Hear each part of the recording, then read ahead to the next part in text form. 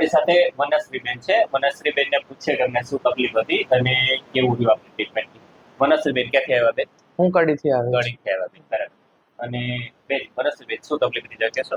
મને ઢીચણમાં પ્રોબ્લેમ હતો અને સ્પાઇનમાં પ્રોબ્લેમ હતો.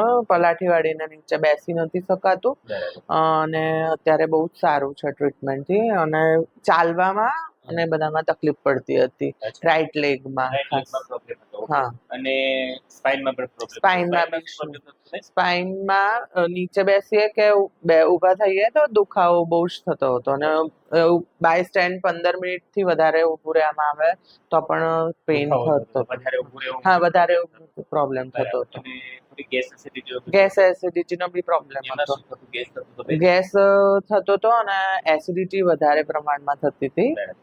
અને આ બધી તકલીફ કેટલા ટાઈમ થતી બેન? આ બધું મને મેક્સ ટુ મેક્સ 5 વર્ષ 4-5 વર્ષથી થતું જ હતું. બરાબર. અને મને બતાવ્યું પેલા કોઈ તમે આ બાબતમાં ડોક્ટરને બતાવ્યું હતું? હા, આગળ એકવાર બતાવેલું હતું પગના ટ્રીટમેન્ટ માટે, બટ ત્યાં કોઈ એવો ફેર ના લાગ્યો. બટ પછી મારા રિલેટિવના રેફરન્સથી અહીંયા આવી તો અહીંયા ઘણું સારું મને હવે 16 કે બેન પહેલું સેશન આપણે કર્યું, બરાબર.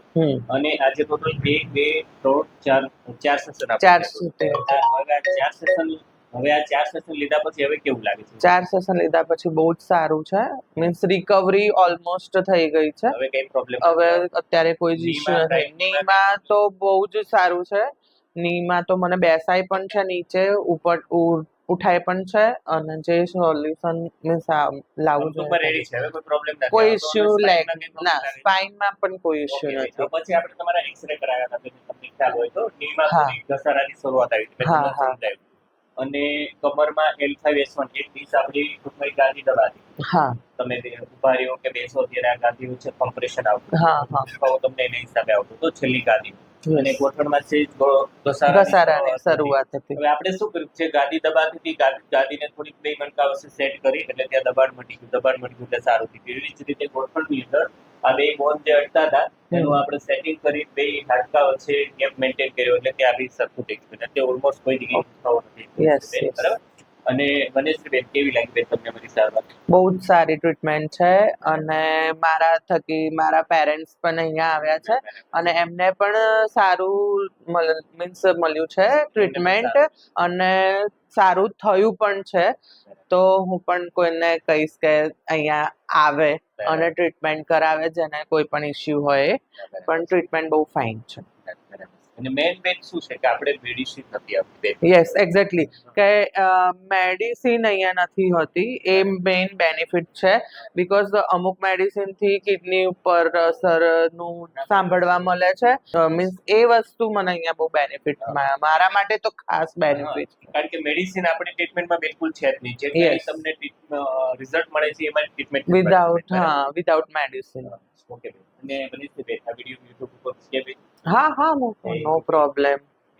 Thank you so much. ઓ બાપા, ઓ બાપરે.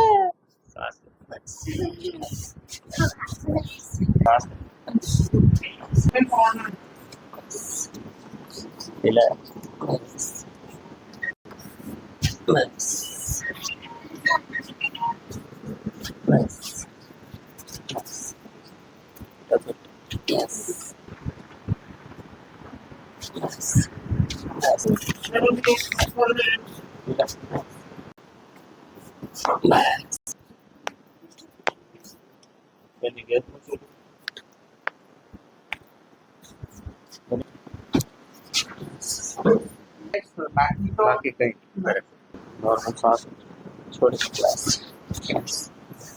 શ્વાસ